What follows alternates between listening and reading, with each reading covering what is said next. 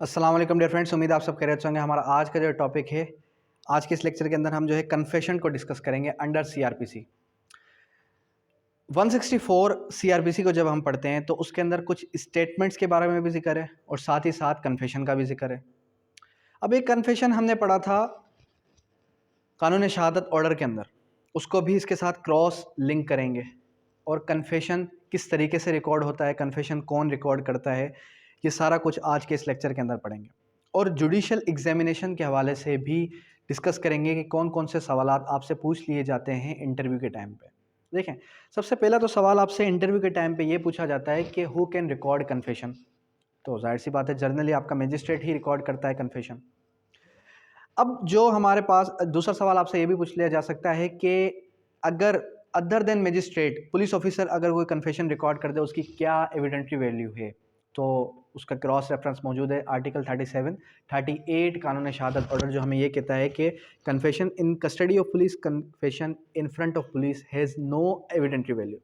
ठीक है, ये हमें पता चल गया। फिर प्रोसीजर ऑफ कन्फेशन पूछ लिया जाता है कि what is the procedure of confession. अब जाहिर सी बात है, कन्फेशन की एक पर्टिकुलर डेफिनेशन और कन्फेशन का एक पर्टिकुलर प्रोसीजर आपको सीआरपीसी या कानून शहादत ऑर्डर के अंदर नहीं मिलता।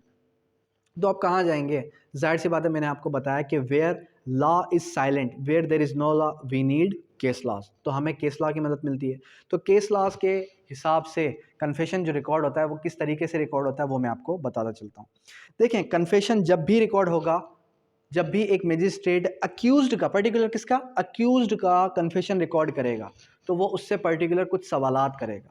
वो सवालात कौन से होंगे? वो सवालात ये होंगे कि आप ये जो कन्फेशन कर रहे हैं, कि आपने होशो-हवास में कर रहे हैं या नहीं कर रहे। और ये अच्छा, फर्स्ट ऑफ ऑल ये प्रोसीजर के अंदर देखें, अगर आप इंटरव्यू की तैयारी कर रहे हैं तो इंटरव्यू के लिए मैं बता दूं कि अगर वो आपसे कहते हैं कि कन्फेशन रिकॉर्ड करने का प्रोसीजर क्या है, तो first of all the hand cups of the accused is removed, other irrelevant persons are removed from the court, police is also removed from the court। ठीक है, then magistrate put some questions from the accused। ये एक particular answer होता है जो कि आपने English के अंदर देना होता है अगर आप इंटरव्यू की तैयारी कर रहे हैं। अब वो कौन कौन से सवाल होंगे यहाँ पे तो मैं आपको समझा रहा हूँ, लेकिन आपने वहाँ पर जाहिर सी बात है टू द पॉइंट आंसर करना है। एक तो इंटरव्यू के लिए जो इंटरव्यू कैंडिडेट्स इंटरव्यू की तैयारी कर रहे हैं उनको मैं बताता चलूँ कि देखें, इंटरव्यू के अंदर आपने ओवर कॉन्फिडेंट नहीं होना। आपसे जितना पूछा गया, अगर आपसे पूछा गया एक और एक कितना होता है, तो आपने बताना है 2। आपने नहीं कहना कि एक और एक तो जाहिर सी बात है 2 होता है, मतलब ऐसा कोई भी नहीं बताना। अगर आपसे पूछा जाता है कि what's the main difference between common intention common object, आपने नहीं कहना कॉमन इंटेंशन कॉमन ऑब्जेक्ट, ये तो बच्चों वाला सवाल है, चलो भाई बता देते हैं। मतलब कि ओवर कॉन्फिडेंस नहीं होना। आपसे जो पर्टिकुलर सवाल किया जाए आपने सिर्फ और सिर्फ उतना ही बताना है, ज़्यादा भी नहीं बताना। मिसाल के तौर पे कन्फेशन के बारे में आपसे पूछा गया, अब कन्फेशन के रिकॉर्ड के बारे में पूछा गया, कन्फेशन रिकॉर्ड किस तरीके से होता है। अब आप कहाँ चले गए? आप चले गए आर्टिकल 37, 38, फिर आपने बताया 164 के तहत कन्फेशन होता है। उसके बाद स्टेटमेंट्स जो होती हैं वो 364 के तहत होती हैं, यानी कि आप अपने आप को बहुत ही ओवर कॉन्फिडेंट शो ऑफ कर रहे हैं, तो ये चीज़ भी आपको ले डूबती है। खैर, इंटरव्यू के अलावा भी हमारे पास कुछ और भी कैंडिडेट्स हैं जो कि लेक्चर सुन रहे हैं, तो खैर कहने का मकसद सिंपल इतना है कि वो सवालात करेगा। सवालात कौन कौन से होंगे? क्या पुलिस का बिहेवियर कैसा था आपके साथ, पहला सवाल। दूसरा सवाल कि क्या जो ये आप कन्फेशन कर रहे हैं अपने होशो हवास के अंदर कर रहे हैं। वो कहेगा हाँ बिल्कुल, मैं अपने होशो हवास के अंदर ये कन्फेशन कर रहा हूँ कि मैंने ये मर्डर किया है। अच्छा भाई, ये मर्डर किया है तो आपने कहाँ किया है और ये किस जगह किया है और उसका रीज़न बताया, आपने ये मर्डर क्यों किया है। मतलब लीनियंटली उससे सवालात किए जाएंगे जो कि मजिस्ट्रेट करेगा, और मजिस्ट्रेट उससे कोई हार्श नहीं होगा। ठीक है, ये भी बात याद रखें। दूसरी बात ये, फिर दूसरा सवाल उससे ये कर लिया जाएगा, अच्छा जब आप ये मर्डर कर रहे थे उस टाइम आप अपने होशो-हवास में थे या नहीं थे? हाँ भाई, मैं बिल्कुल होशो-हवास में था। वहाँ पर कौन-कौन प्रेज़ेंट था? वहाँ पर ये लोग प्रेज़ेंट थे। अब ये क्या आपके ऊपर कोई थ्रेट, कोई प्रॉमिस ऑफ सीक्रेसी जो कि आर्टिकल नंबर 42, 43 के अंदर फ़ॉल करती है कानून शहादत ऑर्डर के अंदर, क्या आपके ऊपर वो तो नहीं है? नहीं, वो नहीं है। अच्छा, अब ये भी सवाल उठता है कि क्या एक शख्स अपने कन्फेशन से रिट्रैक्ट कर सकता है या नहीं कर सकता? देखें, एक शख्स ने कन्फेशन किया लोअर कोर्ट के अंदर, फिर उसके बाद वो उसने अपील कर दी। अपीलेट कोर्ट के अंदर वो जाके क्या कर देता है? रिट्रैक्ट कर देता है कन्फेशन से। तो कन्फेशन से कोई भी शख्स रिट्रैक्ट भी कर सकता है। क्यों रिट्रैक्ट कर सकता है? इस वजह से रिट्रैक्ट कर सकता है क्योंकि कन्फेशन हायर कोर्ट में जाने के बाद वो शख्स ये कह सकता है कि मेरे ऊपर भी किसी किस्म का प्रॉमिस ऑफ सिक्रेसी था, मैं किसी प्रेशर के अंदर था। अब जाहिर सी बात है मजिस्ट्रेट के सामने तो वो कन्फेशन कर रहा है तो वो तो यही कहेगा ना कि नहीं है, लेकिन हो सकता है कि उसके ऊपर कोई ना कोई जहनी दबाव भी हो तो वो अपीलेट कोर्ट के अंदर ये भी कह सकता है। अब जैसे आसिया बीबी का केस था, उसके अंदर भी आपने देखा कि अपीलेट कोर्ट के अंदर वो जाके कन्फेशन से रिट्रैक्ट कर देती है। इस तरीके से आपको बहुत सारे केसेस मिल जाएंगे रिट्रैक्शन ऑफ कन्फेशन से। और जब एक जो है कन्फेशन करने के बाद जो जजमेंट पास होगी, जो कन्फेशन उसका लिखा जाएगा वो भी उसको पढ़ के सुनाया जाएगा कि आपने जो कन्फेशन किया है हमने ये लिखा है और हमने जो बात लिखी है वो बात ये लिखी है, वो सारा कुछ उसको पढ़ के सुनाया जाएगा लैंग्वेज ऑफ द कोर्ट के अंदर, या वो लैंग्वेज जो कि वो समझ सकता हो, अक्यूज आपका समझ सकता हो। अब हमने क्या पढ़ना है, 164 कन्फेशन, ठीक है। और कन्फेशन के साथ 164 के अंदर कुछ स्टेटमेंट्स भी हैं,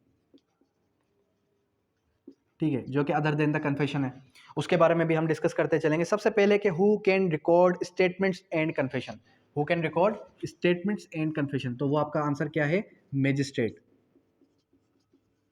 अब मैजिस्ट्रेट कौन सा क्लास का मैजिस्ट्रेट, फिर वही बात आ गई कि मैजिस्ट्रेट तो तीन है, magistrate first class, second class, third class, तो यहाँ पर क्या है, magistrate of the first class और magistrate of the second class if specially empowered, अगर वो एम्पावर्ड हो, अगर उसके पास पावर हो, अगर वो स्पेशली एम्पावर्ड हो तो वो भी कर सकता है। ये हो गया यहाँ तक। फिर उसके बाद आ जाता है इसका क्रॉस रेफरेंस, जो कि आर्टिकल नंबर 38 37 कानून शहादत ऑर्डर के अंदर है, जो हमें क्या कहता है, जो हमें ये कहता है कि confession in custody of police या फिर in front of police has no evidentiary value, इसकी कोई भी किसी किस्म की अहमियत नहीं है। जैसे कि गब्बर फिल्म के अंदर होता है कि वो जो है पुलिस के सामने जाके कह देता है कि आज से पहले जितने भी मर्डर हुए हैं, ये सारे के सारे, जितना भी ये खिचड़ी पकी है, जितने भी मर्डर्स हुए हैं, जितने भी जुर्म हुए, वो सारा कुछ मैंने किया है, तो वो कन्फेशन, उसकी कोई भी एविडेंटरी वैल्यू नहीं है, उसको दोबारा से मजिस्ट्रेट के सामने कन्फेशन करना होगा। उसके बाद power during investigation before trial, ठीक है, क्या पावर है ड्यूरिंग इन्वेस्टिगेशन के दौरान, ट्रायल कमेंस होने से पहले बिफोर कमेंसमेंट ऑफ इंक्वायरी और ट्रायल, कन्फेशन रिकॉर्ड कब किया जा सकता है, टाइम क्या होगा इसका, कन्फेशन रिकॉर्ड करने का टाइम क्या होगा। तो अगर टाइम पीरियड की बात की जाए कि कब कब ये रिकॉर्ड किया जा सकता है, तो इसके बारे में हमें कुछ यूँ पता चला कि बिफोर कमेंसमेंट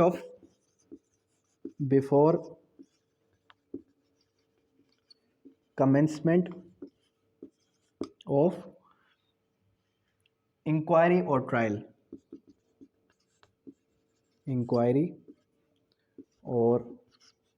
ट्रायल, ट्रायल और इंक्वायरी कंडक्ट होने से पहले आपका कन्फेशन हो सकता है।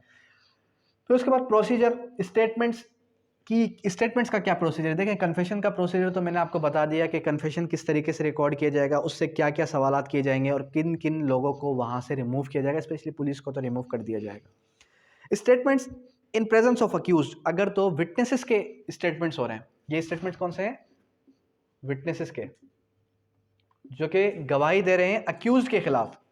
अब जब भी कोई शख्स अक्यूज के खिलाफ गवाही दे रहा है तो फिर अक्यूज के पास कौन सा राइट क्रिएट होता है, statements in presence of accused he may cross examine, तो अक्यूज के पास क्या राइट है, वो क्या कर सकता है, ही मे क्रॉस एग्जामिन, वो क्रॉस एग्जामिन कर सकता है। उसके बाद इसेंशियल फॉर रिकॉर्डिंग कन्फेशन, क्या क्या इसेंशियल्स हैं, अगर हम इसेंशियल्स ड्रॉ करें, what are the essentials for recording confession record करने के लिए क्या क्या इसेंशियल्स हैं। तो एसेंशियल्स के अंदर सबसे पहले you may not bound to make confession by magistrate, मतलब कि आपको किसी किस्म का बाउंडनेस नहीं की जा रही, आप बाउंड नहीं हो कन्फेशन रिकॉर्ड करवाने के लिए। It may be used against you, it may be used against you, फिर क्या बताया गया, यू आर नॉट बाउंड, मतलब कि एंड टाइम पे भी उसको कहा जा सकता है बाउंड नहीं हो, अगर आपने नहीं करना तो ठीक है, कोई मसला नहीं है, बाउंड टू मेक कन्फेशन। फिर थर्ड इसेंशियल कौन सा आ गया? थर्ड इसेंशियल आ जाता है हमारे पास, इज देयर एनी थ्रेट और प्रॉमिस। ये वही सारा कुछ है जो मैंने आपको स्टार्टिंग के अंदर बताया था, इज देयर एनी थ्रेट या फिर प्रॉमिस, ठीक है, या फिर प्रॉमिस ऑफ सिक्रेसी जो कि आर्टिकल 42 43 के अंदर डिफाइन है, ठीक है। उसके बाद मेकिंग ऑफ मेमोरेंडम, के कन्फेशन को मेक किया जाए, बनाया जाएगा एज मेमोरेंडम की सूरत में, मेकिंग ऑफ मेमोरेंडम, और मेमोरेंडम उसको पढ़ के सुनाया जाएगा, और ये कन्फेशन होगा वॉलेंटरली, ठीक है, मतलब उससे पूछा जाएगा क्या ये वॉलेंटरली आप कन्फेशन रिकॉर्ड करें। It is not necessary to have jurisdiction of magistrate of that case. अच्छा, अब ज़रूरी ये नहीं है कि मैजिस्ट्रेट के पास जुरिस्डिक्शन है नहीं है, ट्रायल का आगाज़ होने से पहले पहले, ठीक है, ट्रायल का आगाज़ होने से पहले पहले किसी और में कोई और मैजिस्ट्रेट भी कन्फेशन रिकॉर्ड कर सकता है। रिकॉर्डिंग ऑफ एग्जामिनेशन की अगर हम बात करें कि एग्जामिनेशन के बारे में जब हम पढ़ रहे थे, तो language, in the language question put to him, और लैंग्वेज ऑफ द कोर्ट और इंग्लिश, यानी कि जो लैंग्वेज यूज़ की जाएगी, लैंग्वेज होगी, वो लैंग्वेज कौन सी होगी? या तो लैंग्वेज ऑफ द कोर्ट या इंग्लिश होगी, या वो जो जबान समझ सकता है। नो स्टॉपल इन कन्फेशन, कन्फेशन के ऊपर कोई स्टॉपल नहीं है, कोई शख्स उसके ऊपर रिट्रैक्ट भी कर सकता है, बाद में मुकर भी सकता है, ठीक है। अब यहाँ पर जब हमने आर्टिकल 1 सेक्शन 164 सीआरपीसी पढ़ा, power to record confession and statements, any magistrate of the first class second, ये सारा कुछ जो मैंने इतनी देर में आपको समझाया, एक क्वेश्चन की तरह आपको समझाया कि अगर 164 का क्वेश्चन रिटर्न के अंदर, इंटरव्यू के अंदर आ जाए तो आपने किस तरीके से अटैम्प्ट करना है। पर्टिकुलरली कन्फेशन का सवाल बहुत बार पूछा गया है, ठीक है। अगर तो वो सीआरपीसी से है तो आपने यहाँ से देना है, अगर आपका क्यूएसओ से दिल करता है तो आप वहाँ से भी दे सकते हैं, लेकिन जर्नली आपने क्या करना है, जो मैंने आपको अभी तक जो समझाया है, ये सारा कुछ अगर आप लिखते हैं आपके एज पर क्रिमिनल लॉ, ठीक है, तो आपने जाहिर सी बात है ये सारे रेफरेंसेस देने हैं। आपने सिर्फ और सिर्फ अगर उठाना है कानून शहादत ऑर्डर से इसका क्रॉस रेफरेंस लिंक करना है, तो सिर्फ आर्टिकल 37 आर्टिकल 38 की वर्डिंग ही क्रॉस कर लें, अदरवाइज बाकी जो कुछ मैंने अभी आपको समझाया यही आपका कन्फेशन है। कन्फेशन इस तरीके से रिकॉर्ड होता है। दूसरी बात, ये जो मैंने आपको एसेंशियल्स बताया कि कन्फेशन का एक प्रोसीजर बताया, ये जर्नली आपको नहीं मिलेगा, आपको केस लॉ की हेल्प लेनी पड़ेगी। इसका लेटेस्ट केस लॉ वो भी आपको 1984 का केस लॉ है, तो वो आप एक बार रीड आउट कर लें तो आपको ज़्यादातर चीज़ें समझ में आ जाएंगी और क्लियर हो जाएंगी कन्फेशन के बारे में। अब यहाँ तक किसी किस्म की कोई भी क्वेरी, कोई भी क्वेश्चन है तो आप कर सकते हैं। Thank you, that's all.